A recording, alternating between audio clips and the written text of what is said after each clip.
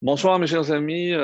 Voilà, nous sommes à quelques jours de cet événement crucial qu'est la sortie d'Égypte, notre sortie d'Égypte.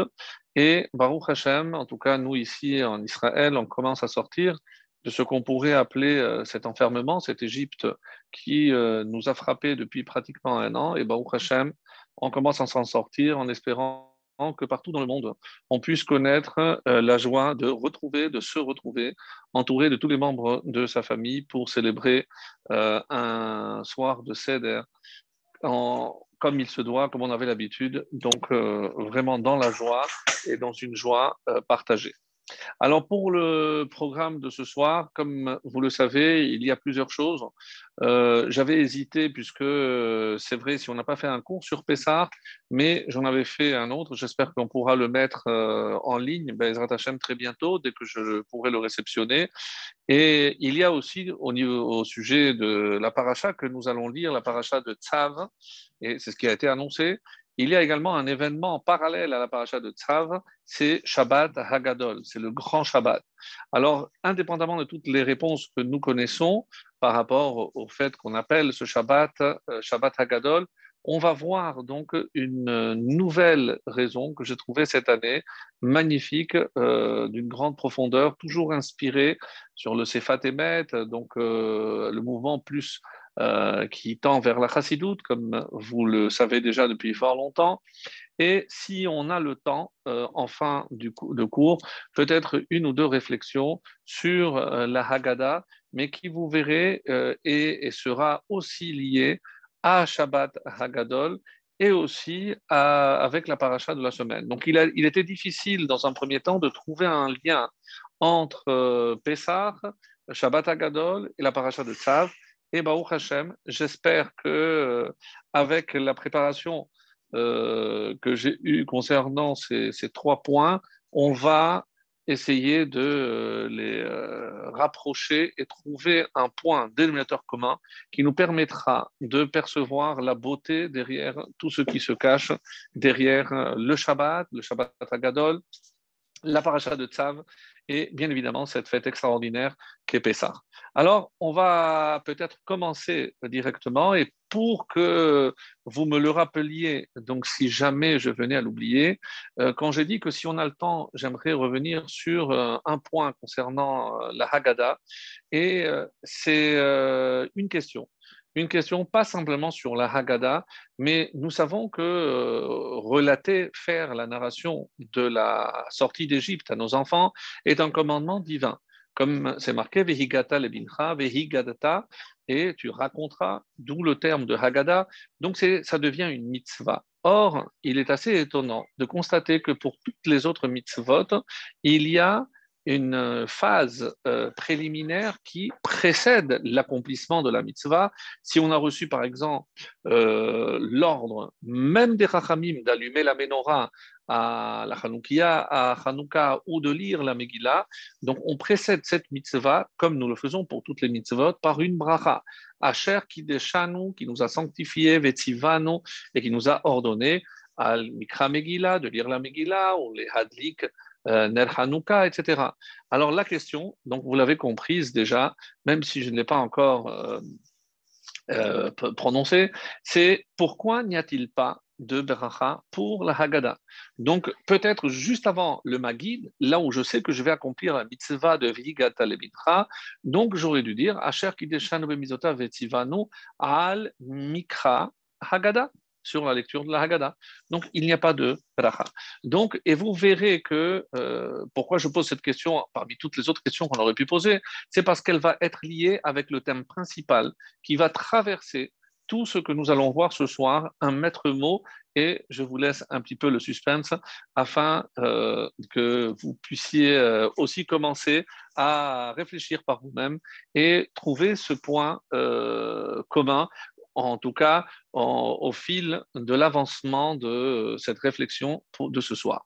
Mais avant de rentrer dans les sujets que j'ai énoncés, j'aimerais revenir sur l'ensemble du livre de Vaïkra, puisque généralement, la paracha de Vaïkra, la première du troisième livre, ainsi que la paracha de Tzav, généralement ont un point commun. Les deux nous parlent de la législation des sacrifices, donc ce qu'on appelle le culte sacrificiel. Donc les deux sont reliés et on va voir que dès le début de cette paracha, la paracha de Tzav, on continue. Zot Torat Haola, voici donc la loi de l'offrande d'élévation. J'aime pas le mot holocauste, surtout depuis qu'il a pris une autre connotation par rapport à la Shoah, mais généralement, dans certains ouvrages, vous verrez que la traduction pour Ola, c'est holocauste. Pourquoi? Parce que c'est tout ce qui est brûlé et qui lève. Ola, c'est évidemment c'est de l'élévation. Donc, je préfère dire une offrande d'élévation. Tout est brûlé et tout est élevé pour Hachem. Donc, on va continuer justement tous les sacrifices. Donc, c'est très technique au début, mais je ne vais pas rendre ceci technique, mais je vais dire pourquoi ça a été placé, revenir sur un point essentiel, tellement beau, que j'ai découvert en préparant donc le shiur de ce soir, par rapport donc au fait que lorsque Hachem va révéler toutes ces lois au peuple juif par le biais de Moshe Rabbeinu, eh ben, il va d'abord l'appeler et la voix sortait du Ohel Moed. Généralement, Ohel Moed, l'attente du rendez-vous, on appelle ça l'attente d'assignation. Qu'est-ce que c'est l'attente d'assignation? C'est là où Dieu donnait rendez-vous à Moshe. Et pourquoi Moed? Donc on aurait pu croire que c'est le rendez-vous entre Dieu et Moshe. Non, c'est le lieu où se retrouve l'homme avec Akadosh Baruch Hu, le créateur et sa créature. Alors vous allez me dire, c'est toute sa créature, oui. Mais quand je sais que Bereshit, Bishvil Reshit, Bishvil, donc c'est pour Réchit, pour Israël qui est appelé Réchit. Et je disais dans un autre cours cette semaine, en hébreu, le mot Shevil, c'est un canal.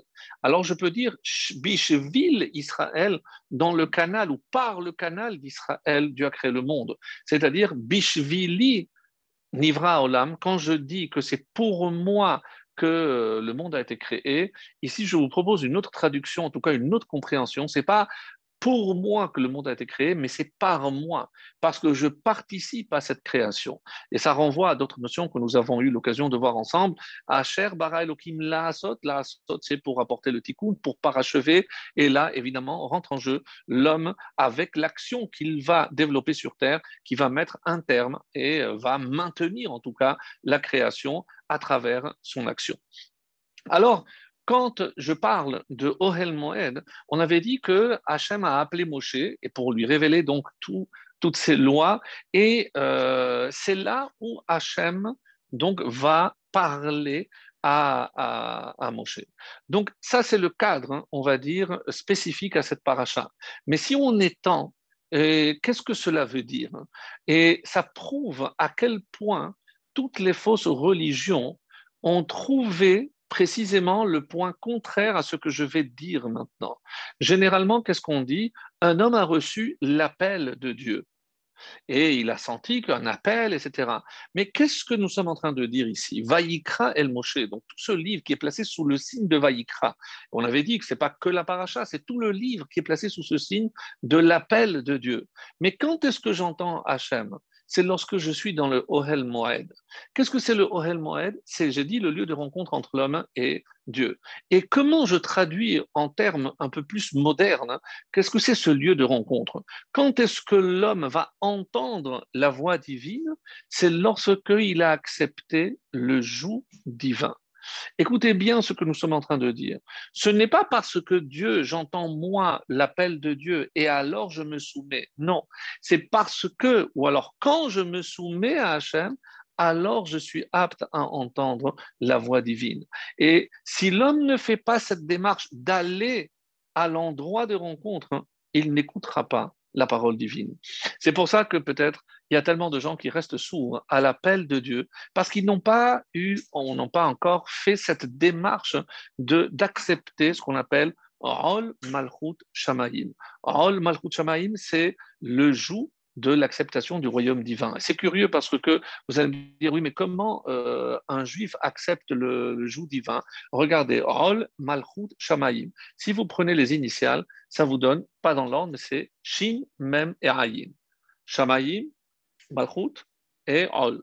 Donc c'est à l'envers. Ol, Malchut, Shamaïm, c'est-à-dire le schéma. Quand le juif fait le schéma, il accepte le joug divin et à ce moment-là, il peut entendre. Veaya im shamoa tishmeo. Là, tu peux entendre. C'est magnifique. C'est véritablement d'une profondeur. Et je retrouve toute cette notion dans le schéma que je dois faire tout le matin et tous les soirs, comme le korban, tamid, perpétuel, permanent. Donc, ça, c'est par rapport donc à ce premier enseignement, c'est-à-dire que on voit déjà dans tout le livre cette démarche que le juif doit avoir pour aller à la rencontre de Dieu. Et à ce moment-là, il pourra entendre la voix divine. Donc ça, c'était pour un premier point. Et tout de suite, même si je ne le fais pas souvent dans le cours de notre cours du mardi soir, pourquoi? Parce que j'ai généralement réservé un petit cours de quelques minutes concernant la paracha, la haftara, pardon. Mais vous allez remarquer que la Haftara, qui est liée à la paracha de Tzav, qui est rarement lue, ceci dit, en passant, et c'est pour ça que je me suis dit, comme je ne vais pas en parler, peut-être c'est l'occasion de le faire ce soir. Pourquoi? Parce que, comme c'est souvent Shabbat Hagadol, donc on remplace, et c'est une autre Haftara, celle de Shabbat Hagadol, qui sera lue. Donc cette Haftara est rarement lue dans le Shabbat de la paracha de Tzav.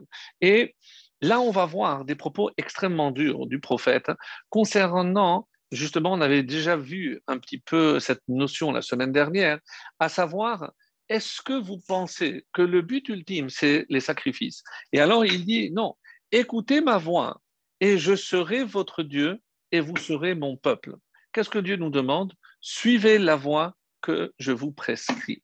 C'est-à-dire, tous les sacrifices ne sont que secondaires, parce que apporter des sacrifices, mais ne pas avoir un comportement qui est en adéquation avec ce que moi je vous ai prescrit dans la Torah, ça veut strictement rien dire. Et là, ici, le prophète, très très dur, va rappeler les fautes, va d'ailleurs prophétiser, donc Isaïe, il va prophétiser la destruction du Beth Amikdash, et il va rappeler les fautes qui vont être à l'origine de cette destruction. On le sait, le premier temple, c'est le vol, le meurtre, et on parle de fornication, donc les relations interdites, ce qu'on appelle en hébreu Giloui Arayot, et ça va causer la destruction du temple. Mais il y a ici, justement dans cet Haftara, et c'est quelque chose qui va nous permettre de mieux comprendre la paracha, et c'est pour ça que je fais appel à ce passage. Il dit, car je n'ai rien dit ou ordonné à vos ancêtres le jour où je les ai fait sortir d'Égypte, ni holocauste, ni sacrifice. Le jour où vous êtes sortis d'Égypte, j'ai fait sortir vos ancêtres d'Égypte, je ne leur ai pas parlé ni de sacrifice, ni d'holocauste. Vous allez dire, oui, mais c'est le livre de Vaïkra. Oui, d'accord, c'est bien après. Mais le jour même de la sortie, il n'y a pas eu véritablement d'ordre, parce que je ne vous ai pas fait sortir pour que vous m'offriez, sinon c'est que vous n'avez rien compris. Alors, vous allez me dire, oui, mais qu'est-ce qui s'est passé le jour de la sortie d'Égypte? Vous comprenez que, évidemment, il y a un lien avec ce qu'on va voir ce soir. Qu'est-ce qu'Hachem a demandé? C'est le Korban Pessah. Mais Korban, on dit que Korban, donc c'est un sacrifice. On voit bien que oui, Hachem a demandé un sacrifice le jour où on est sorti d'Égypte. Attention, tous les commentateurs sont d'accord pour dire qu'il ne faut pas considérer le Corban Pessah comme un sacrifice. Et la preuve, c'est qu'on l'a mangé entièrement. Et donc, c'est un repas familial. Donc, ce que Hachem voulait à travers ce sacrifice, comme il ne devait pas y avoir de reste, il fallait que tout le monde mange. Et si on pensait qu'on n'était pas assez nombreux, il fallait inviter d'autres. Mais avant, il fallait, comme aujourd'hui, s'inscrire avant pour que l'on puisse s'associer à la consommation de ce Corban Pessah. Simplement vous rappeler, mes chers amis, que le Corban Pessah était mangé à la fin du repas. Aujourd'hui, il est remplacé par la ficomane. Donc, Zecher le Korban Pessah, c'est ce que la phrase qu'on dit, en souvenir du Korban Pessah. Alors imaginez, c'est à la fin du repas, on a fait le Korban Chagiga, donc on a déjà bien mangé, on a mangé la matzah, et on termine le repas par la consommation du sacrifice de l'agneau pascal. C'est-à-dire il fallait quand même laisser beaucoup de place. C'est pour ça qu'il fallait un grand nombre, parce qu'on ne pouvait pas laisser de reste. Alors je ne vais pas rentrer dans toutes les explications, mais il ne fallait pas de reste. Donc, et c'est la première fois concernant la sortie d'Égypte, où on va entendre le mot shachen, c'est il fallait s'associer avec son voisin, parce que c'est pour justement que l'on comprenne que la dimension de Pessah, c'est savoir partager aussi avec l'autre. Alors, sous le prétexte qu'il ne fallait pas laisser de reste ou autre, peu importe, mais il fallait se rassurer et s'assurer plutôt qu'il n'y ait personne qui ne puisse manger. Et d'ailleurs, comme nous le faisons encore aujourd'hui, Kol ditrir yetse veifsar. Donc celui qui a besoin de manger, de consommer, qu'il vienne et il partage le Korban Pessah avec nous. Donc jusqu'à aujourd'hui, c'est la première phase de l'introduction à notre Haggadah. Donc le Korban Pessah, je disais, c'est un symbole plus de la libération qu'un Korban. Donc ça n'a rien à voir. Alors c'est pour ça que les commentateurs demandent alors qu'est-ce que Dieu a ordonné le jour même, d'après le prophète, c'est pas les sacrifices. Donc, on met de côté. Et on va revenir sur le Korban Pessah, parce que parler du Shabbat Hagadol, c'est obligatoirement relié au Korban Pessah. Donc, vous voyez que tout va être lié. Mais qu'est-ce que Dieu a, oui, ordonné à ce moment-là pour que l'on comprenne de quoi il s'agit? Et par rapport à cette faute, comme il faudra chercher dans Isaïe, beaucoup plus loin, au chapitre 34, il va nous donner lui-même la réponse. Quelle est l'ordre de la mitzvah qu'ils ont reçue? Eh bien, regardez, lorsqu'on a reçu la Torah, on a tout de suite après la paracha Mishpatim. Par quelle mitzvah commence la paracha Mishpatim? C'est ne pas garder un esclave plus de 6 ans. C'est-à-dire l'obligation d'affranchir un esclave. On parle ici d'un esclave hébreu. Donc un juif, je ne peux pas le garder plus de 6 ans. Qu'est-ce que les gens faisaient à l'époque du prophète? Ils les libéraient au bout de 6 ans, et comme ils n'avaient rien d'autre à faire, et ils les reprenaient en esclaves.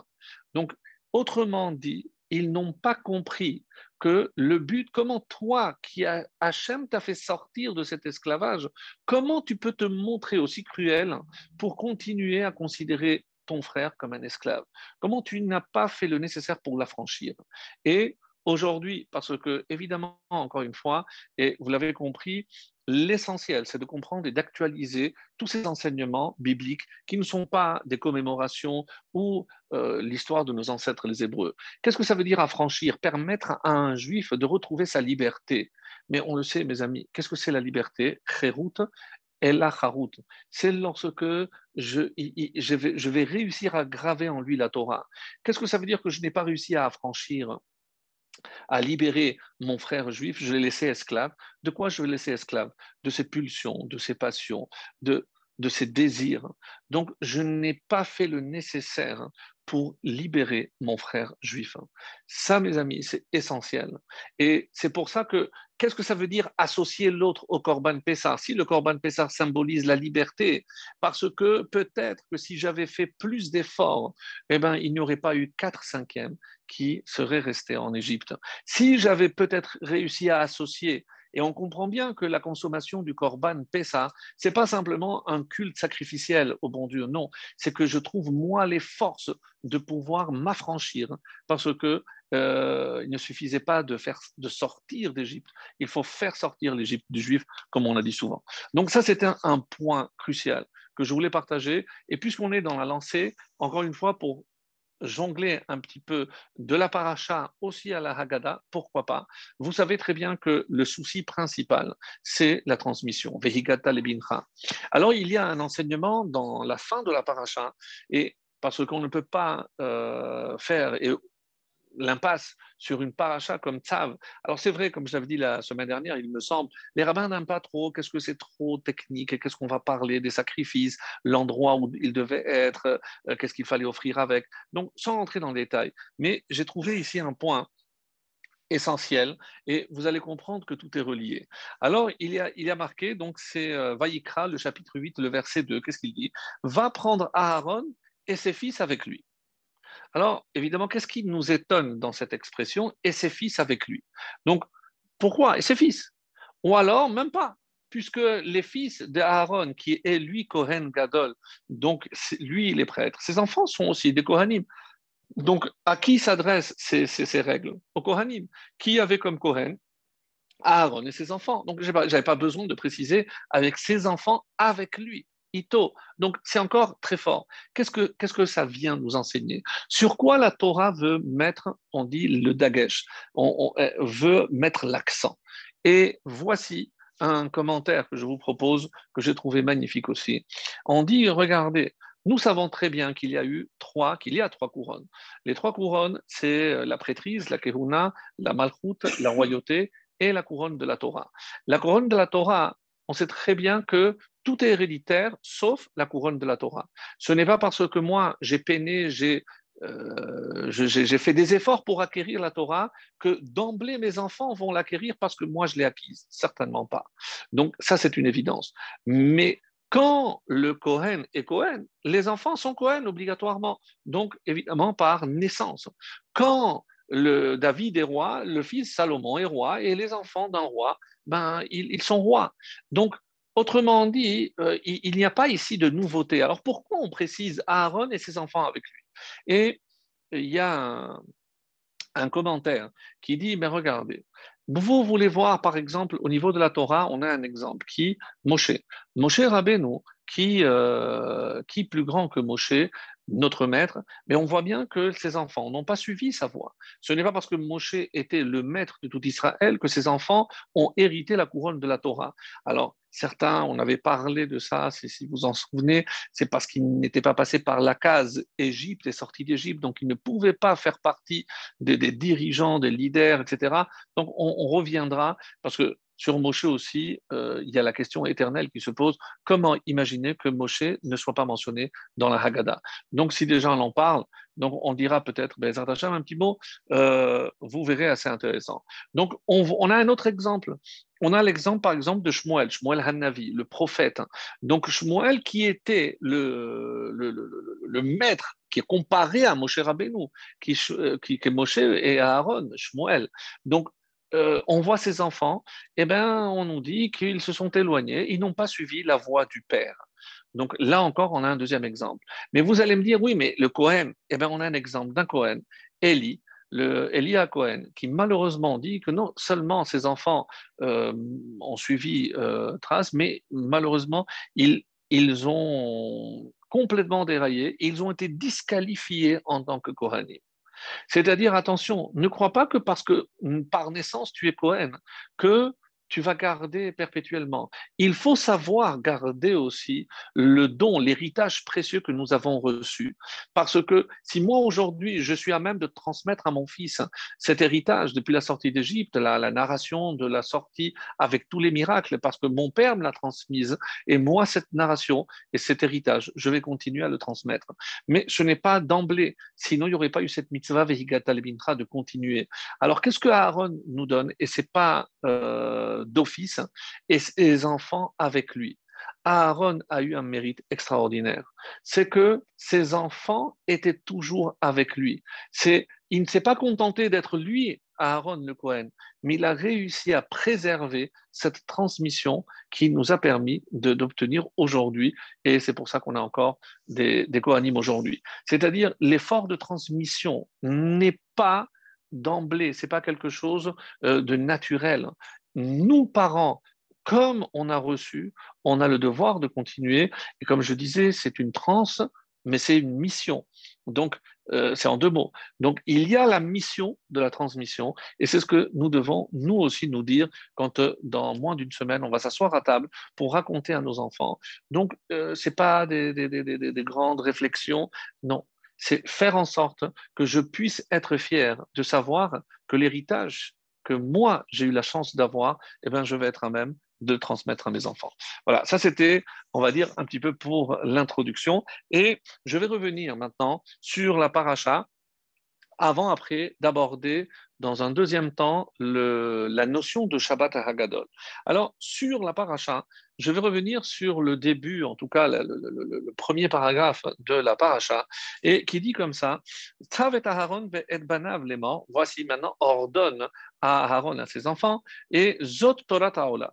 Voici la loi de l'offrande d'élévation, comme on a parlé tout à l'heure. Alors, sur quoi je voulais insister, c'est pas tellement, on va dire, la hola, le sacrifice en tant que tel, mais un enseignement sur ce qui suit. Et vous allez voir, encore une fois, on avait déjà parlé de lui, c'est Netivot Shalom, Rabbi Shalom Noach Barsovski, le Admour de Salonim, Netivot Shalom. Donc, on le citait souvent. Donc, j'ai trouvé ce passage magnifique et surtout d'une actualité vraiment brûlante, on va dire. Et il y a marqué dans la suite, Esha Misbeach Tukadbo. Donc, littéralement, le feu de l'autel, tout kadbo, il brûlera de manière permanente. Et par la suite, à la fin de ce premier paragraphe, on reprend cette expression sur laquelle je vais un peu m'attarder. Un feu permanent brûlera sur l'autel, l'otirbe, il ne s'éteindra pas.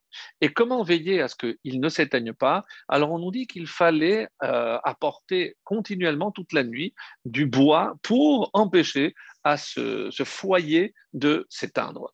Donc, comme vous le savez, et qu'est-ce qui était brûlé? Les imourim, donc toutes les graisses, les parties intérieures qui étaient brûlées et pendant toute la nuit, ça brûlait et le feu restait continuellement allumé sur l'autel. Alors maintenant, la question est, on sait très bien que Tzav, c'est la shon Ziruz. Pourquoi il y a marqué Tzav ordonne? Parce qu'il faut Ziruz, c'est s'empresser. Il y a toujours une connotation lorsqu'on entend le mot s'empresser avec le Hametz et la Matzah. Donc nous savons très bien que si on laisse le temps, eh ben, le temps fera fermenter parce que l'homme n'a pas agi. Tant que l'homme agit sur la pâte, il empêche justement la fermentation. Et j'ai le temps de vie, chai, 18 minutes. J'ai 18 minutes dès que la farine rencontre l'eau, pour empêcher que ça fermente. D'ailleurs, je profite, et ça fera aussi l'occasion pour vous de dire ce petit chidouche, la table du Seder. La différence entre matzah et chametz, il y a deux lettres déjà en commun, le même et le tzadik. Il y a He d'un côté et Chet de l'autre. Donc, He vaut 5 et Chet vaut 8. Donc, il y a 3 de différence. Quels sont les 3, mes amis? C'est ce qui permet de fermenter, c'est-à-dire ce qui fait que l'homme va malheureusement fermenter. C'est l'orgueil, évidemment, l'orgueil, la colère, le feu de la colère, et enfin l'ego. Ces 3 notions-là chez l'homme font qu'il puisse fermenter. Et au lieu de s'empresser pour accomplir la mitzvah, et on va voir maintenant à travers cette notion de feu, qu'est-ce que cette notion de feu vient m'apprendre? Et vous allez voir que c'est précisément pour éteindre un autre feu, le feu de l'orgueil, le feu de la colère ou de son ego. Et alors, mais quel est ce feu que je dois permanent, de manière continuelle, faire brûler pour empêcher qu'il s'éteigne? Alors, il y a ici un enseignement magnifique. Qu'est-ce qui peut éteindre le feu de la faute? Et quand je regarde que ça a été dit sur la Ola, donc j'ai dit que c'est cette offrande d'élévation où tout était brûlé, sur quel type de faute venait la Ola? Hirhure Avera. C'est sur une pensée de faute, même pas une action. Et par rapport à cela, que nous révèle la Torah, que la Ola était offerte au même endroit que le Khatat. Donc le Khatat, c'est pour les fautes commises par mégarde. Comme ça, pour ne pas faire honte à l'homme qui avait fauté par une mauvaise pensée, parce que tout le monde, évidemment, aurait vu, ah, mais lui aussi a des mauvaises pensées. Donc, quand on venait et que c'était au même endroit, donc on ne pouvait pas savoir pour quelle raison il était là. Et vous allez me dire, oui, mais on aurait pu voir que l'autre allait être brûlé. D'accord. Mais en tout cas, à l'endroit, personne, c'est pour encourager les gens et surtout pour ne pas leur faire honte. Donc, il y a ici donc, hirhure, à Avera. Donc, ce que les Chachamim appellent Hirure Halev, c'est les pensées, les mauvaises pensées du cœur qui peuvent emmener et faire l'homme brûler. Et il donne ici, le Hadmo, un machal, une parabole extraordinaire. Donc, c'est quelqu'un qui voulait construire un palais et il voulait le construire à l'endroit où il y avait une forêt. Qu'est-ce qu'il a fait? Il a commencé à abattre arbre après arbre. Et après, il s'est rendu compte qu'il lui faudrait des années pour abattre tous les arbres dans l'espace qu'il voulait consacrer à la construction de son palais. Alors, quelqu'un qui l'a vu lui a dit, mais tu es bête, qu'est-ce qu'il faudrait faire? Plutôt que de t'attaquer à arbre par arbre, qu'est-ce qu'il faut faire, hein? Il faut mettre le feu. Et le feu, en un rien de temps, va évidemment brûler tout cet espace et tu n'auras pas à travailler de manière très dure. Qu'est-ce que ce machal, qu'est-ce que cette parabole vient nous enseigner? C'est que quand il s'agit de mauvaises pensées, le temps que je lutte contre une mauvaise pensée, il y a évidemment une autre qui viendra. À aucun moment je peux dire, ça y est, j'ai réussi à maîtriser mes pulsions. C'est pas possible. Donc il faut mettre le feu. Et maintenant, que le Hadmour de Salonim nous a donné ce machal. Maintenant, mais de quel feu on parle ici? C'est évidemment le feu de la sainteté. Et parce que seul le feu de la sainteté pourra éteindre le feu de la faute, de la colère, de l'orgueil et de tout ce qu'on a dit. Alors comment? Et c'est ce qu'il va nous dire. Haosek batora, pardon, Haosek betorat ola, celui qui s'occupe de la loi de la Ola, keilo écrive Ola. C'est comme s'il avait offert, ça rejoint les enseignements de la semaine dernière. Donc, s'occuper de comment, et c'est pour ça que la Torah dit, Zotorat Haola, la loi de la Ola, c'est comme s'il avait apporté la Ola. Mais il ne l'a pas apporté. Encore moins aujourd'hui, de nos jours, où on est dans l'impossibilité de nous rendre au Beth Amikdash pour y apporter un quelconque korban. Donc, on est dans l'impossibilité. Alors, qu'est-ce que le Hadmour de Salonim nous dit? Et c'est ça, par rapport à l'enseignement de la transmission et de l'enfant. Regardez comment c'est beau.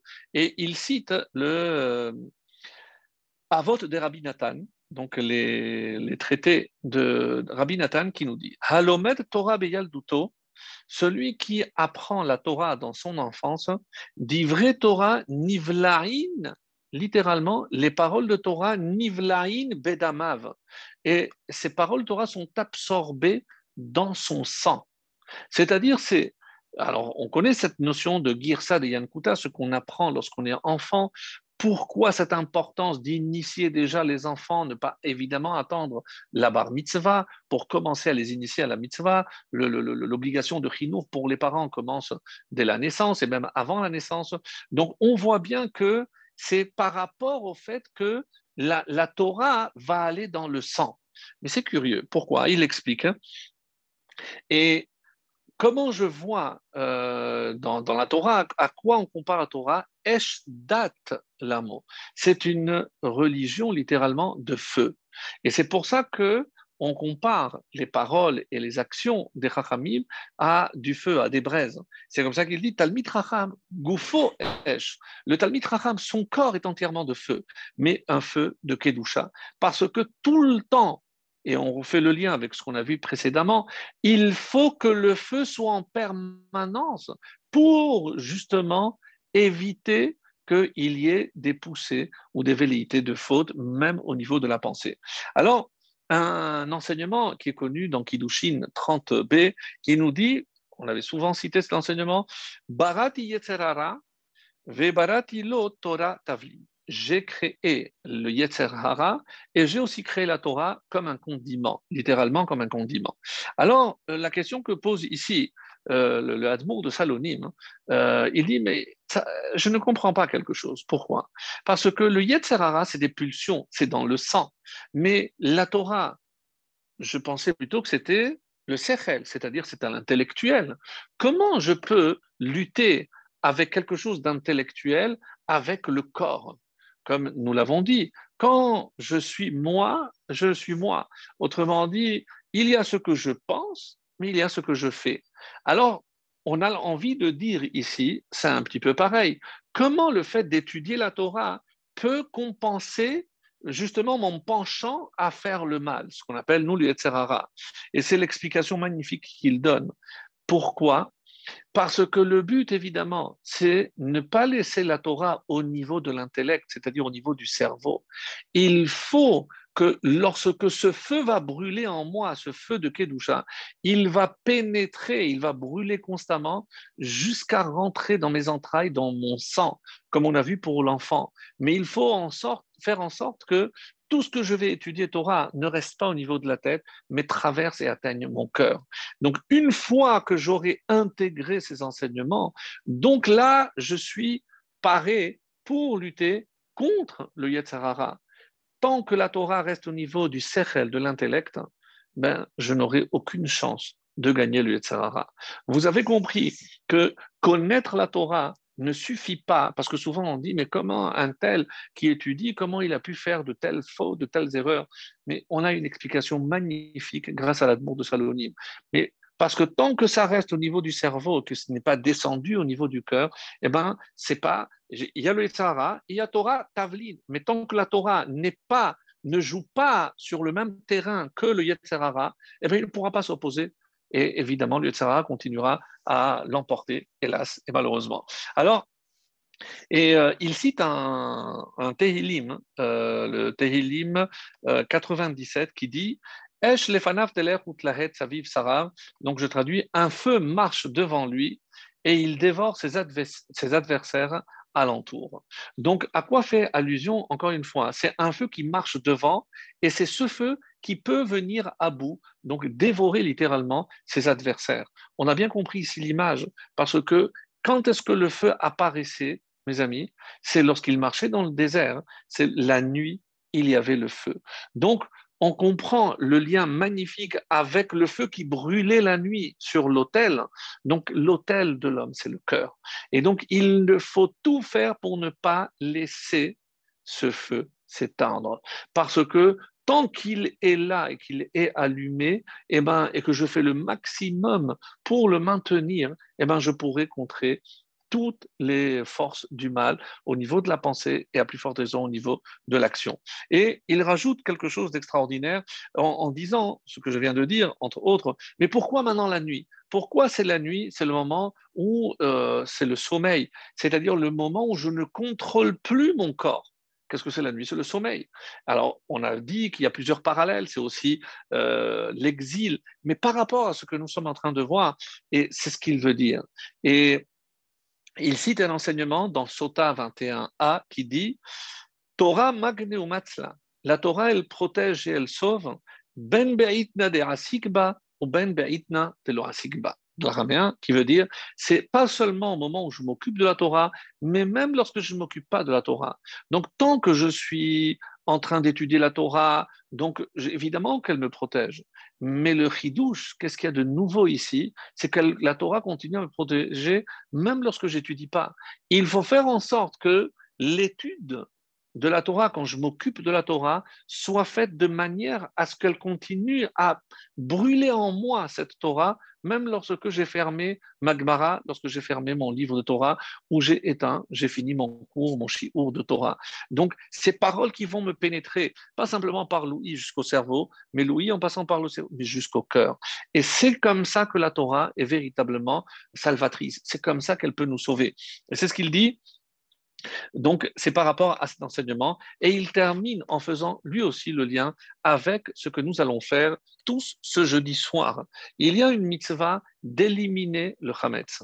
Comme vous le savez, le Hametz, énormément de symboles qui ont été donnés par rapport à ce qu'il représente, mais il dit que En bi'ur Hametz et la srefa. C'est une opinion dans la Gemara que comment je peux éliminer le Hametz uniquement par srefa, par la combustion. Donc, il faut brûler parce que c'est la seule façon de s'en défaire. Alors aujourd'hui, surtout cette année où il y aura des complications au niveau pratique, puisque ça sera Shabbat, il faudra s'en défaire par le biais des toilettes notamment. Donc on ne va pas forcément brûler, même si la veille on fera tout le nécessaire pour brûler, pour ne pas perdre l'habitude, et on laissera uniquement le nécessaire, comme vous l'avez certainement déjà vu, lu ou entendu, uniquement le nécessaire pour Shabbat. Et comme je suis d'origine espagnole, j'adore cette expression, puisque ce Shabbat et cette configuration, on l'appelle Shabbat de los dos panes.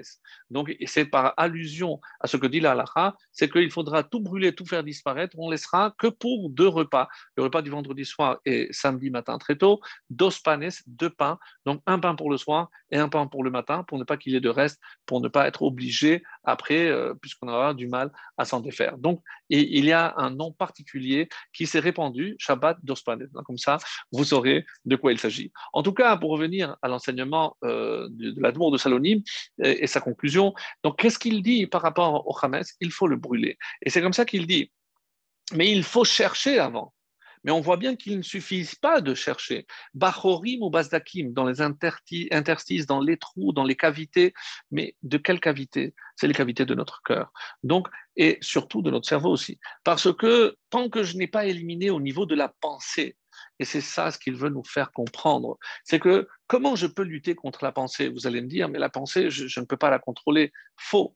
Ici, si tant que j'ai ce feu de la Torah, tant que je profite de cette Torah, le moment où je m'occupe pour qu'elle me soit aussi profitable, même lorsque je ne m'en occupe pas. Et c'est ce qu'il dit, Marshavot, Amchusim, Tmonim, Bechorin ou Bizdakim. Donc des fois, il y a des mauvaises pensées qui sont enfouies au fond de mon cerveau ou malheureusement de mon cœur. Et c'est pour ça que la mitzvah de Bédikat Hametz ne suffit pas. Et c'est pour ça que les Rachamim nous ont dit, il faut brûler. Et on sait très bien que le Pessah, c'est pas simplement une commémoration de l'événement qui a eu lieu il y a 3333 ans exactement cette année. Donc c'est curieux, 3333. Vous ferez le calcul. On est sorti en 2448 et nous sommes en 5781. La soustraction donne 4 fois le chiffre 3, 3333 exactement. Donc, il y a une pesardi, nitri. Et comment je le sais? Parce que c'est marqué, Bechol Dor Vador, Chayav Adam Lirot, ou en fonction de la version, les Harot, montrer ou se considérer comme si lui-même sortait d'Égypte. Donc, j'ai ce devoir de continuer chaque année. Et qu'est-ce qui est fait? Bechol Shana Mitradesh et Abechira chez Israël Na'asim Ha'amanifra. Attention, parce que il faut comprendre que ce qui est en jeu, c'est l'élection du peuple juif. Et ceux qui ont été élus pour être à Am Ségoula, comme disait le prophète Isaïe dans la Haftara, qui ne sera pas lu d'ailleurs par rapport à Tzav, mais qui dit c'est parce que c'est je suis votre Dieu et vous êtes mon peuple, mais seulement si vous suivez la voie que je vous ai prescrite. Et c'est pour ça que chaque année, le choix d'Israël comme peuple est renouvelé. Mais pour mériter de faire partie de ce peuple exceptionnel avec une histoire et un aboutissement que nous verrons très très vite, et ben c'est ce qu'on dit. Et si on dit Zman Cherutenu, de quoi on doit se libérer. C'est comme ça qu'il dit avec des mots relativement durs. On est asservi au désir, aux pensées lascives, à la concupiscence, donc tout ce qui est l'attrait naturel vers des biens matériels et en particulier donc les penchants pour les plaisirs sensuels. Donc si je ne fais pas le nécessaire pour lutter contre ce Yetzerara, donc, qu'est-ce que Hachem m'a donné? La Torah. Mais la Torah, encore une fois, il faut l'entretenir comme ce feu perpétuel qui brûlait sur l'autel. L'autel n'est plus, le sacrifice n'est plus, le Beth Amikdash n'est plus, mais on a la Torah Kedosha et j'ai cette Torah que je dois graver en moi au niveau de mon cœur. Donc, ça, c'était le deuxième point. Et on peut passer maintenant à ce troisième point qui est le lien entre Shabbat Tzav et Shabbat Agadol. Donc voilà, on est bien dans les temps, j'espère. Et voici, pour revenir sur le Rav Scherer, donc Or Gedalia, donc qui va nous inspirer pour la suite de notre cours. Et il nous dit quelque chose d'exceptionnel. Et c'est grâce à ce que l'on va voir qui nous permettra de faire le lien avec Shabbat Agadol. Et c'est un petit peu le fil conducteur de la Haggadah, du Pessah, de la Paracha et de Shabbat Agadol, tout ensemble, Baruch Hashem. Alors, il nous dit la chose suivante, même si ce n'est pas lui qui l'a fait, mais en travaillant sur certains aspects, on peut nous-mêmes faire ce lien. Et il dit, dans cette paracha, qu'est-ce qu'il y a de nouveau par rapport à ce qui n'a pas été dans la paracha de Vaïkran? Vaïkran, on a déjà parlé de Ola, même si certains détails sont rajoutés dans notre paracha de Tzav, mais il y a notamment une nouveauté concernant un korban dont on n'avait pas parlé. Quelle est la nouveauté dans la paracha de Tzav? C'est ce qu'on appelle le korban Toda, le korban de remerciement. Et il rapporte un midrash, le midrash Rabbah, au paragraphe 9 sur Vaïkra, qui nous dit quelle est l'importance de ce Korban Toda. Et écoutez bien, ouvrez les oreilles parce que c'est vraiment splendide. Les Hatid Lavo, dans un temps très proche, pour eux, c'était le futur, et en espérant que pour nous, ça sera le présent. Donc, dans un futur proche, Kol Korbanot Betelot. Souvent, on se pose la question, mais lorsque le temple va exister et va renouveler, est-ce qu'on va revenir s'il n'y a pas de Yetzirah? Alors, il n'y aura pas de faute. Alors, qu'est-ce qu'on va faire? Donc, il y aura encore des corbanotes, le culte sacrificiel continuera. Et il nous dit, Kol Korbanot Betelot. Tous les sacrifices vont être annulés. Ve Korban Toda et Nobatel. Qu'est-ce qui va rester? Le seul sacrifice qui va rester, c'est le sacrifice de remerciement. Kol Tefilot Betelot. Toutes les prières vont être annulées. Ha-Hoda'a et Nabetela, à l'exception du remerciement. Donc, curieux, exceptionnel, très très profond. Comme si le sentiment profond ancré en nous de remerciement et de gratitude à l'égard d'Hachem, bien entendu, eh ben, c'est un sentiment qui restera, qui perdurera même avec les temps messianiques. Et qu'est-ce que c'est ce inyan de Hoda'a? Eh bien, regardez, dans la Hamida, où est-ce que je retrouve la Hoda'a, le remerciement? C'est au moment où je fais Modim Anachnular. Nous te sommes reconnaissants, nous te remercions. Et c'est comme ça qu'il est rapporté dans le Mishnah Brura, qui rapporte beaucoup de décisionnaires. Qu'est-ce qu'il dit? Que Birkat Modim Chashuv Ke'avot Lechatrila. C'est-à-dire, nous savons que les premières brachot, la première bracha, il faut se concentrer. C'est la Magen Avraham, c'est la première, ce qu'on appelle Birkat Avot. C'est tellement important que si je ne me suis pas concentré, je suis obligé de la refaire. Et on dit que Modim est au même titre, à le même niveau d'importance que la première, la plus importante. Alors, et il continue et il rapporte ce qui est rapporté dans Orachaim, dans le Shulchan Aruch, Mizmor les Torah, des Toda. Il y a, comme vous le savez, un psaume de remerciement. Yesh leomra bin gina. Et il faut, chaque fois qu'on a l'occasion de faire misement l'étoda, il faut le faire bingina, c'est-à-dire en chantant, en appréciant, en dégustant chaque mot. Pourquoi? Chez Kol Ashirot Ratidot Libatel. Parce que là encore, tous les cantiques disparaîtront, chutz mimizmor l'étoda. Comme si on est en train de dire que tous les psaumes disparaîtront, il y en a un qui restera, mismor l'étoda. C'est incroyable, invraisemblable. On retrouve la même notion que Modim, la même notion que le Korban Toda, comme si tout le reste allait être caduque, à l'exception du sentiment de gratitude que nous devrons à tout moment témoigner vis-à-vis de la Kadosh Baruch Hu.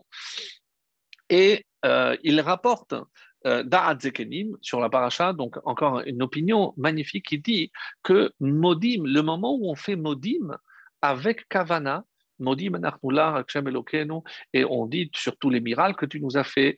Donc c'est un paragraphe extrêmement important, il faut comprendre l'importance. Celui qui dit Modim avec Kavana, avec intention, avec concentration, on dit que c'est l'équivalent de 100 brachot. Et comment il peut dire une chose pareille? 100 brachot, c'est ce que je dois dire par jour. Donc si quoi, je dis modim avec kavana, ça nous laisse comprendre que chaque bracha est là pour nous permettre de remercier Hachem. Donc si je fais modim avec kavana, c'est l'équivalent de 100 brachot. Et on a déjà, peut-être, mes amis, si vous avez compris ce que je m'apprêtais à dire, on a déjà une première réponse. Comment se fait-il qu'on ne fait pas de bracha? Permettez-moi, mais comme ça, je suis sûr de ne pas l'oublier. Comment se fait-il qu'il n'y a pas de bracha pour la Haggadah?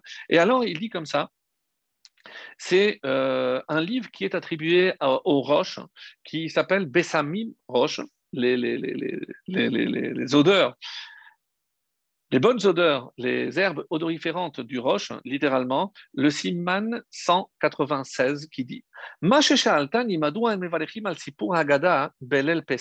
lui a posé directement la question. On m'a posé pardon, la question pourquoi on ne fait pas une bracha sur la Haggadah comme toutes les autres mitzvot, comme la question que nous avons posée. Pourquoi?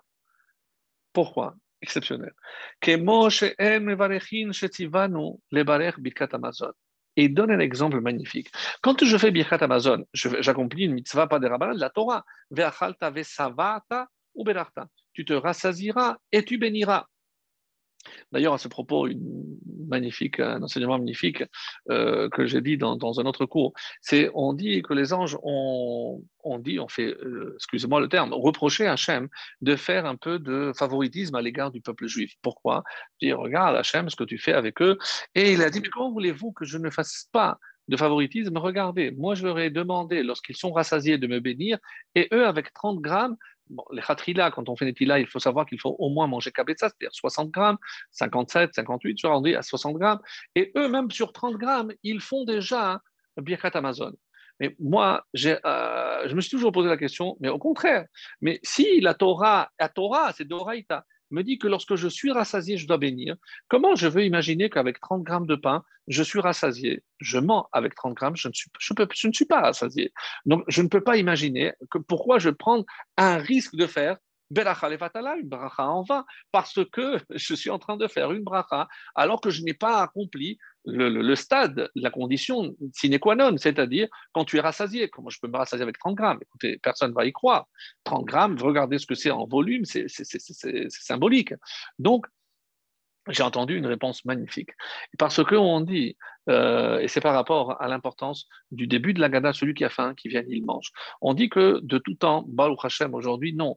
Mais durant des périodes très difficiles que le peuple juif a traversées avec les pogroms et autres, donc il y avait vraiment des gens qui manquaient de tout, de l'essentiel.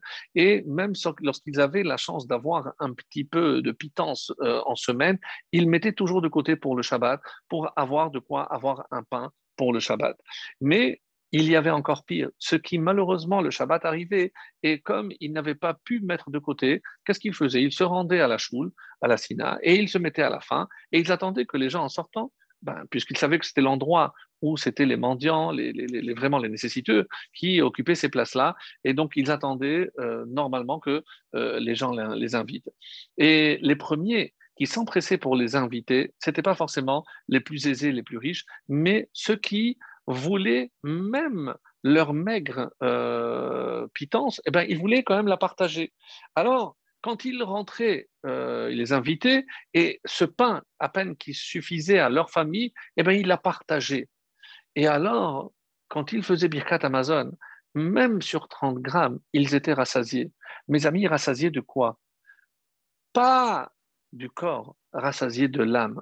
Le fait de savoir que j'ai pu partager avec l'autre, que je suis venu en aide à l'autre, eh ben, les 30 grammes que j'ai mangés, moi, me rassasient amplement. Et c'est ce que Hachem a répondu, et c'est le but et l'essentiel que ce début de Haggadah veut venir nous dire. Donc, le fait de se rassasier, c'est pas simplement par rapport à moi, ça c'est l'ego, c'est parce que quand j'ai su partager, j'ai pu partager avec l'autre, même si moi je vais manquer, mais c'est comme si j'avais mangé autant pour me rassasier. Parce qu'il y a une autre façon de se rassasier, c'est de savoir que je me suis occupé et surtout préoccupé de l'autre. Voilà, je ferme la parenthèse. Alors, je reviens à la Gada. Désolé si on fait quelques circuits, mais Loya ale la les valeurs. Mais est-ce que sur Birkat Amazon, c'est de Oraita, Berachta? Donc, est-ce que je vais commencer avant de faire Birkat Amazon? Baruch Ata Hashel ki yeshan utavesi vanu al Birkat Amazon. Je ne fais pas de bracha. Mais pourquoi? Parce que le Birkat Amazon est en soi un remerciement. Donc, comment je vais remercier ou faire une bracha sur le remerciement? Mais le remerciement est en soi déjà une bracha. Alors, ce qu'il dit, parce que l'autre question, c'est pourquoi on ne fait pas, par exemple, shtiat arba kosot sur les 4 kosot, shekulam kevuim ala berachot anemarim. Parce que vous allez voir que chaque kos, chaque coupe de vin que ça se rattache à une bracha, à une partie dans laquelle j'ai déjà remercié Hachem. C'est-à-dire que la raison ici est magnifique. Pourquoi il n'y a pas de bracha sur la Haggadah? La Haggadah est en soi une bracha. Donc, est un remerciement. La Haggadah est un korban toda. Donc, évidemment, vous avez commencé à comprendre le lien. Parce que c'est ça ce qui est recherché ici. Si je sais lire la Haggadah, et quand on pose souvent la question, oui, mais pourquoi on ne se contente pas de lire les passages de la Torah qui parlent de la sortie d'Égypte? Non, parce que les Chachamim ont formé, et on sait très bien que, comme vous le savez, on ne connaît pas l'auteur. Est-ce qu'il y en a un seul?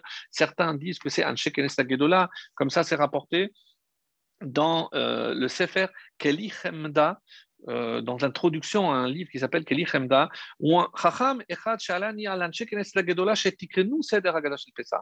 C'est la seule et rare mention où on dit que c'est les hommes de l'Anshe Knesset Gedola, donc c'était les membres de la Grande Assemblée qui avaient rédigé. Mais comme vous le savez, ça a subi plusieurs formes et la vraie forme que nous avons héritée, il faut considérer que c'est le VIe siècle, à la conclusion du Talmud, où puisqu'à l'époque du Talmud, il y avait, comme vous le savez, deux opinions. Quelles étaient ces deux opinions? Est-ce que je commence par ce qui est honteux, déplorable par rapport au peuple juif? Alors, est-ce que je remonte à Terah, l'ancêtre, donc on était idolâtre, nos origines idolâtres, ou est-ce que c'est Avadim Hayinu? Est-ce que c'est lorsqu'on était esclave? Mais nous avons aujourd'hui, dans notre Haggadot, les deux formules. Donc on voit bien qu'il fut un moment où chacun suivait ses opinions, ses différentes opinions, mais lorsqu'on a clôturé la forme définitive de la Haggadah que nous avons reçue, on a inclus les deux formules. Donc, on rappelle notre origine idolâtre, donc par rapport à la religion, et notre origine esclave, c'est un petit peu par rapport à notre identité nationale. On était esclave et on est devenu un peuple libre. Donc, c'est curieux. Donc, c'est les deux notions. C'est aujourd'hui, on dit religieux et national, on dit dati, leumi. Donc, rien à voir avec les élections, bien entendu. Mais simplement pour savoir, on va dire, imbriquer, associer les deux notions, puisque la Haggadah l'a fait, c'est que nous aussi, on se doit de le faire. Alors, je reviens donc sur cet enseignement et par rapport à Mizmor Letoda, qui doit être convenu, donc on a dit que Modim, et c'est ce qu'il rapporte, comment on peut dire que Modim équivaut à 100 brachot? Parce que si vous prenez le mot Modim et vous faites la valeur numérique, donc même c'est 40, il y a deux fois même c'est 80, 10, 90, 6 et 4, 100. La valeur numérique du mot Modim, 100, et c'est ce que on est venu nous dire ici, c'est que ça équivaut à 100 brachot. Donc pour nous, c'est exceptionnel. Alors il dit ensuite, si d'ailleurs on s'appelle nous Yehudim et on ne s'appelle plus Ivrim ou Béné Israël, mais Yehudim, pas simplement parce qu'on descend de Yehuda, mais parce que le juif par essence est celui-ci qui est capable de remercier, celui qui est capable de reconnaître. Et c'est ça, et reconnaître quoi? Remercier al davar katan au davar gadol. Donc sur toute chose, lorsque on reçoit quelque chose de bien et lorsque des fois on n'a pas ce qu'on voulait. On raconte qu'une fois quelqu'un s'est plaint auprès du Rabbi de Lubavitch en disant, il lui a envoyé une lettre, j'ai Kol Meshech Yemechayai Lora Atov. J'ai jamais vu quelque chose de bien dans ma vie. Et très contraire à ses habitudes, le rabbi lui a envoyé, comme on dit pour le rachat, il lui a envoyé dans les dents, mais une réponse extrêmement percutante. Et c'est très rare dans ses propos. Alors, j'ai ici un extrait de la réponse. Il a dit, Kanir she'eno margish astira. Mais est-ce que vous ne voyez pas comment vous vous contredisez? Parce qu'il lui a expliqué qu'il était marié, il avait des enfants. Il a dit, Ish asher boré olam. Hizminlo, le maître du monde, lui a donné une femme, lui a donné des enfants qui sont en bonne santé et qui vivent. Comment il peut dire qu'il n'a jamais rien vu de bien dans sa vie? Harehu kafui tova bemida mavila. C'est un ingrat à une démesure donc incroyable. Vraiment des mots très durs. Et il dit, vous savez pourquoi vous ne voyez rien de bon? Parce que vous êtes incapable de voir le bien que vous avez. Et celui qui n'est pas capable de voir, donc c'est dans la suite de la lettre, je n'ai pas toute la lettre ici, mais quelqu'un qui ne sait pas apprécier le bien qu'il a, eh ben, il verra toujours le mal. Et attention, parce que si le bien que j'ai, je ne l'apprécie pas à sa juste valeur, hein, eh ben, même ce bien, je risque de le perdre. Donc, il faut faire extrêmement attention. Quand un Yehudi ouvre les yeux, modé, il remercie Hachem. C'est parce que il faut que l'on sache remercier Hachem de tout ce qu'on a, même si ça ne va pas forcément comme nous on le pensait, mais être redevable, et c'est le secret que veut ici révéler. Et d'où ça vient? Donc, on sait que modim, rodaya, il y a deux sens, deux acceptions pour ce mot. C'est modé, c'est aussi faire un aveu. Donc, dans un tribunal, donc faire un aveu, c'est reconnaître. Mais c'est aussi remercier. Alors, comment c'est lié? Parce que celui qui remercie, qu'est-ce qu'il fait? Il fait l'aveu que ce qu'il a, il le doit à Hachem. Et il y a trois personnages qui ont su le faire de manière exceptionnelle. La première est celle à qui on doit le personnage de Yehuda, donc la première qui a utilisé cette expression de remercier, Apam Odet Hashem. Cette fois-ci, je vais remercier Hashem. Parce qu'elles étaient 4 femmes. Et on savait qu'il devait y avoir 12 enfants. Donc, la division est simple. Donc, on devait avoir 3 enfants. Reuven, Shimon et Lévi. Et lorsqu'elle a le quatrième, elle se dit, Hachem, peut-être que je ne méritais pas ce quatrième. Donc, c'est maintenant que je remercie Hachem. Les 3, c'est comme toutes les autres femmes. Mais le quatrième, c'est Hapa. Maintenant, je vais remercier Hachem. Ça, c'est ce que Léa, bien sûr, on parle de Léa, a été capable de dire. David, bien sûr, dans les psaumes, qu'est-ce qu'il a dit? Rodou l'Hachem, remercie Hachem, qui tov, parce qu'il est bon. Mais comment je peux remercier Hachem? Et parce que je vois le tov qu'il m'envoie. Il faut que l'homme ouvre les yeux pour apprécier tout ce qu'il a. Des enfants, quand est-ce qu'on ressent le manque? C'est lorsque je vois que l'autre a plus que moi, parce qu'il a plus d'enfants, parce qu'il a une plus belle voiture. Chas v'shalom. Chas v'shalom. Comment je peux? Et malheureusement, à force de voir ailleurs, le gazon du voisin est toujours plus vert. Mais qu'est-ce que je dis? Je ne regarde pas ce que j'ai en moi et ce que je n'ai pas chez moi. Donc c'est vraiment terrible.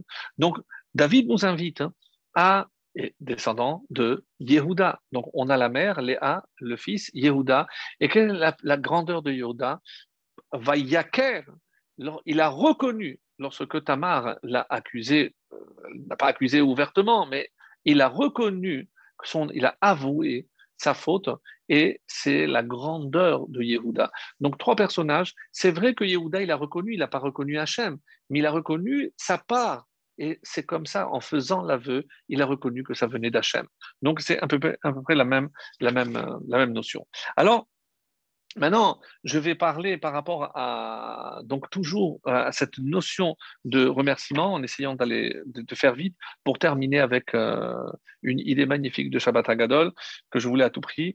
Alors, on dit que il y a dans une Gemara, c'est celui qui, en parlant de Modim, quel est le geste que je fais au moment où je fais Modim? Je me prosterne.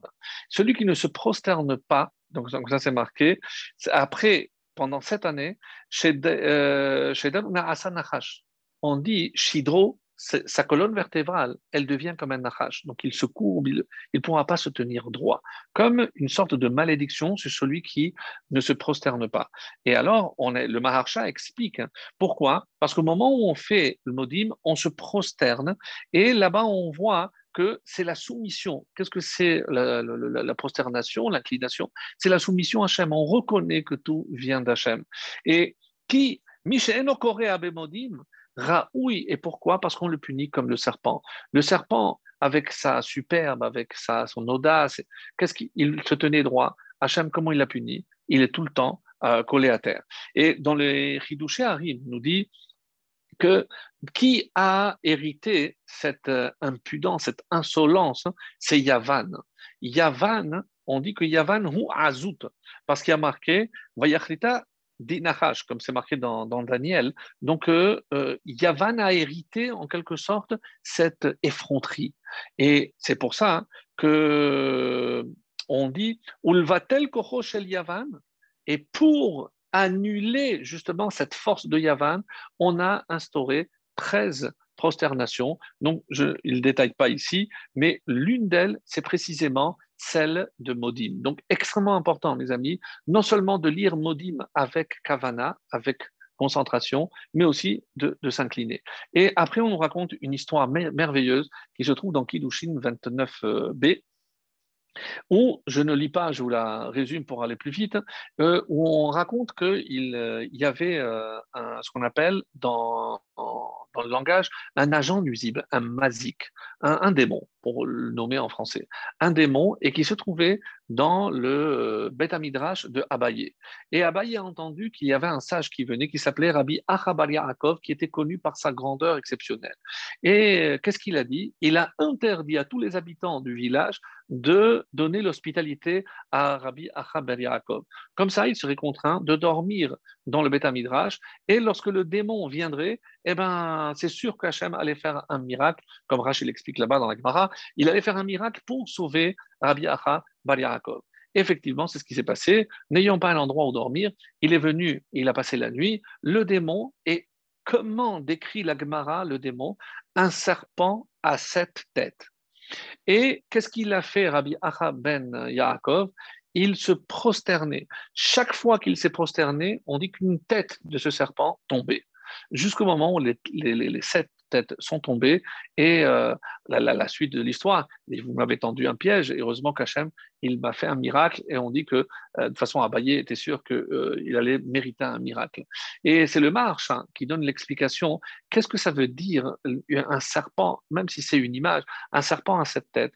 On dit c'est que très belle explication qui est, je ne peux pas m'étendre là-dessus, c'est que dans le Beth Midrash, il commençait à y avoir des doutes. On dit que le serpent d'Achash Kadmoni dans le Gan Eden, la faute qu'il a entraînée a introduit dans le monde 7 types d'impuretés. Alors il y en a qui disent que c'est la philosophie, les sciences, etc. Et en fait, qu'est-ce qui s'est passé? D'après une lecture très très très belle de ces passages, c'est qu'ils voyaient que dans le Beth Midrash, lorsque les gens étudiaient, ils avaient des tentations vers ces choses-là. Et grâce au mérite de Rabbi Acha bar Yaakov, donc il a éliminé cette tentation dans le Beth Midrash. Donc c'est une prière qu'il a fait. C'est pas un démon à 7 têtes. On n'est pas. Mais donc il y a une lecture très très très belle. Et alors, de la même façon, mais ça, je vais sauter par rapport à cela. Et concernant donc maintenant aussi Hod, vous savez que Hod, c'est la magnificence, mais c'est aussi le remerciement. Qui est le personnage qui représente? C'est le lien par rapport à ce qu'on disait. Donc vous savez qu'il y a plusieurs niveaux, ce qu'on appelle les sphères, les niveaux, les qualités, les vertus d'Hachem, et une c'est Hod. Hod, c'est représenté par Aharon. Et c'est pour ça qu'on dit que qui est le personnage qui a réussi à réparer Hod? C'est un Kohen. C'est quelle fête? C'est la fête de Hanouka. C'est lorsque on a allumé le feu. Rappelez-vous ce qu'on a dit. Donc, on a rallumé le feu, 7 branches, la menorah, contre les 7 impuretés du Nachash. Donc, on voit que, mes amis, tout est relié ici, mais on ne peut pas trop s'étendre. Et juste pour terminer, avant de passer à Shabbat Hagadol, avec ce qu'on va conclure, et comme il va reprendre, donc je laisse. Et oui, simplement, dans ce psaume magnifique qui est le 146, il dit Azamera Elokai Beodi. Et littéralement, ça donne même ce que je rajoute vient aussi d'Hachem. Mais bon, le sens simple veut dire je veux louer Hachem Beodi tant que je suis en vie ou durant ma vie. Rappelez-vous ce qu'on a vu la semaine dernière, Amzu Yatzartili, donc ce peuple que je me suis créé, pourquoi? Tehilati et Sapero. C'est-à-dire que le but du juif, c'est tout le temps, tant qu'il est en vie, être capable de faire la louange de Dieu. Faire la louange de Dieu, mes amis, c'est savoir remercier. Et d'ailleurs, est-ce que vous avez remarqué que dans la Haggadah, la conclusion justement du Maguid, qu'est-ce qu'on dit dans la bracha? Les fichar, lorsqu'on a terminé, on lève la coupe et qu'est-ce qu'on dit? Les fichar anar nuchayavim les rodot. Donc, vous avez compris quel est le point, le dénominateur commun à tout ce que l'on est en train de voir. C'est savoir. Donc, c'est pour cela, je lis la traduction, c'est pourquoi nous sommes tenus de remercier les Hallel, les Shabbat, de chanter, de louer, de glorifier, d'élever, de magnifier, de bénir, d'exalter, d'honorer, celui qui a accompli pour nos ancêtres et pour nous tous ces miracles. Il nous a fait sortir d'Égypte, il nous a de la servitude, etc. Et vous lirez la suite. Donc, et je termine par ce par quoi j'ai commencé, et ce sera notre conclusion, c'est la notion de Shabbat Hagadol. Donc, on a répondu pourquoi on ne fait pas la bracha, et si on a le temps, donc on dira aussi pourquoi Moshe n'apparaît pas dans la Haggadah. Alors, simplement terminer sur donc, cette notion de Shabbat Hagadol. Bon, la question elle est connue, puisque généralement, nous, on ne retient pas le jour de la semaine où il y a eu l'événement, mais la date. Donc, on sait que c'est le 15 Nissan. Même si c'était un jeudi, on n'a pas dit que Pessah va tomber toujours un jeudi. Alors, ce qui est curieux, et c'est ce qui explique ici la question du tour dans Orach Chaim, concernant cette obligation de célébrer le Shabbat Hagadol, toujours un Shabbat. Parce que lors de la sortie d'Égypte, c'était un Shabbat. Mais oui, mais c'était un 10 Nissan. D'ailleurs, c'était la journée d'aujourd'hui, c'était le 10 Nissan. Et curieusement, c'est le seul événement où on a retenu le jour de la semaine et non pas la date. Alors, il y a plusieurs réponses. Les années précédentes, on a vu peut-être d'autres réponses. Et ici, le Rav Scherer nous donne une réponse magnifique et qui va nous servir de conclusion à tout ce qu'on a vu aujourd'hui.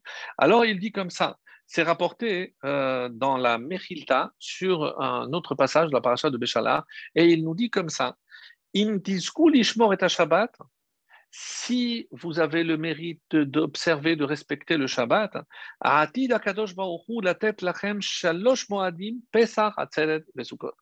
Si vous avez le mérite de respecter le Shabbat, vous aurez le mérite que Dieu va vous octroyer trois fêtes, les trois fêtes de pèlerinage, Pessah, Shavuot et Sukkot. C'est-à-dire, par quel mérite on va avoir les fêtes? Par le mérite du Shabbat. C'est comme ça qu'il est dit, si vous respectez le Shabbat, alors vous aurez les trois fêtes. Donc, qu'est-ce qui me permet aujourd'hui de pouvoir célébrer ces trois fêtes? Qui dit ces trois fêtes, c'est ces trois événements. C'est évidemment le Shabbat. Si vous respectez le Shabbat, et la question qui se pose, mais de quel Shabbat on parle? Est-ce qu'il suffisait d'un Shabbat pour pouvoir mériter les trois fêtes? Alors attention, parce que lorsque je parle des fêtes, Pessah, c'est la sortie, Sukkot, c'est la protection, et Shavuot, c'est la conclusion, c'est le Matan Torah. Donc les trois sont liés, on le comprend bien, qu'une est imbriquée dans l'autre. Mais les trois dépendent d'un Shabbat. Mais de quel Shabbat on parle ici?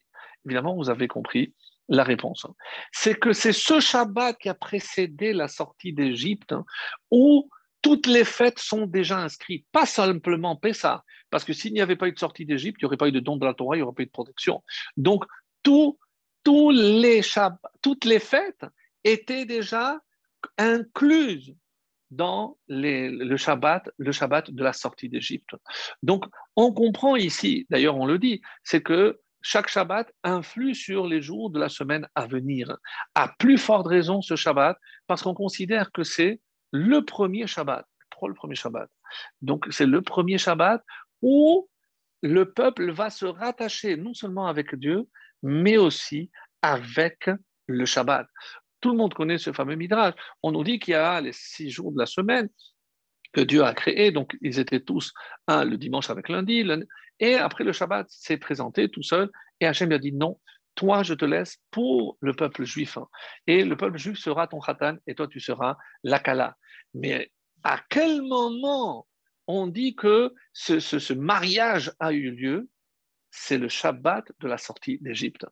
Et qu'est-ce qu'ils ont fait à ce moment-là, le peuple juif? Comment ils se sont rattachés avec la pureté, la sainteté de ce Shabbat à travers les mitzvot? Et quelle mitzvah il y avait? Mishru okru lachem tson. C'est tirer et prenez pour vous un agneau. Et bien connu le commentaire de nos Chachamim, qu'est-ce que c'est tirer Mishru me avodazara? Vous devez vous retirer de la avodazara, velakru, et prenez avec vous la mitzvah. Si vous vous attachez à la mitzvah, vous vous attachez par ce biais-là au Shabbat, et à ce moment-là, et c'est pour ça qu'on appelle le Shabbat Hagadol, parce que c'est le grand Shabbat, le Shabbat qu'on attendait depuis la création, parce qu'il fallait qu'un peuple vienne respecter pour la première fois. Et même si on dit que mais par la suite, il y aura la manne qui va tomber, etc. Mais quel est le premier Shabbat qui a été observé par le peuple, non pas par des personnes? Le peuple, c'est le Shabbat Hagadol. Si sans ce Shabbat, il n'y aurait pas eu de Pessah. Et c'est pour ça qu'on ne retient pas la date du 10 Nissan, mais le Shabbat, parce que ce qui a rendu possible et le miracle de la sortie et toutes les fêtes à venir, c'est ce qui s'est passé ce Shabbat. Lorsqu'ils ont eu le courage de prendre cet agneau et de s'attacher littéralement à Akadosh Baruch Hu, à la sainteté de ce Shabbat. Et c'est ce qu'il dit. Et comment je le sais? Et c'est une façon de remercier Hachem avant même d'être sorti. Comment je sais que le moment idéal pour remercier Hachem, c'est le Shabbat? Et mes amis, tous les Shabbats, on le dit. Mizmor shir le yom ha-Shabbat, tov lehodot l'Hachem. On n'y pense pas. Traduction, chant pour le jour du Shabbat, il est bon de remercier, de rendre grâce à Hachem. Et de psalmodier à ton nom très haut, d'annoncer ta grâce dès le matin, et ta fidélité durant les nuits. Donc, On a ici, c'est la première fois peut-être que le peuple a entonné ce Mizmor Shir le Yom HaShabbat. C'est la première fois que le peuple va remercier Hachem. Tov lehodot l'Hachem. Donc, le remerciement de leur avoir permis de s'attacher à lui à travers la mitzvah, eh ben, c'est ça qui va faire que, Baruch Hashem, donc on va célébrer par la suite les fêtes. Donc, ça, c'est l'explication concernant le Shabbat. Et ils ont mérité le Shabbat grâce, comme c'est marqué dans les deuxièmes tables, à quoi fait allusion lorsque le respect du Shabbat dans le deuxième table, c'est pas comme les premières par rapport à la création du monde, le Shabbat de la création, mais on dit qu'est-ce qui est lié parce que vous êtes sortis d'Égypte. Donc, dans les deuxièmes tables, qu'on parle de Shabbat, on relie le Shabbat à la sortie d'Égypte, parce que c'est grâce à ce Shabbat que vous êtes sortis. Et je lis par rapport à ce s'il conclut. Chez Béné Israël Naasu Le'am Hashem. C'est grâce à ce Shabbat que le peuple juif est devenu le peuple. Az Kibel Shabbat et Ben Azouk. Et c'est comme ça qu'à ce moment-là, ils ont reçu le conjoint. Ou Be Shabbat Zoshekiyemu. Et c'est ce Shabbat où ils ont accompli Mishrou, tirez et prenez pour vous. Et ils se sont occupés de la mitzvah d'attacher, de accomplir ce que Dieu. Alors, Nithavu, ils sont devenus le peuple d'Hachem. Ve'az Haya Yetirat Klal Israël. C'est à ce moment-là que l'entité appelée Israël est née. Si on vous demande à quel moment le peuple juif est devenu une réalité, généralement on dit à la sortie d'Égypte. Ce que je suis venu vous dire ce soir, grâce à l'enseignement magnifique de Rav Scherer, c'est que c'est le Shabbat qui sont devenus un peuple. Et c'est ce Shabbat qui a montré la grandeur du jour de ce Shabbat, la grandeur du peuple, la grandeur de la création. C'est Shabbat, le Shabbat de la grandeur. Ça, c'est le Gadol. Et c'est ça ce qu'il dit. Velachem nikra Shabbat Gadol. Qui Gadol Perusho, parce que qu'est-ce que veut dire Gadol? Hit Pashtut. C'est lorsque quelque chose s'étend, c'est l'expansion. Ve'ad az lo haya Mishel Kibel. Donc, le Shabbat était là pour influencer, mais il n'y avait personne pour recevoir. Donc, il est devenu grand. Là, il a trouvé quelqu'un à qui il pouvait influencer. Et ce que le Ramchal nous dira dans Derech Hashem, un enseignement aussi, que quelque chose qui peut influencer, mais se restreint, qui ne peut pas encore donner parce qu'il n'y a personne pour recevoir, c'est comme si un membre devenait un peu atrophié parce que je ne l'utilise pas.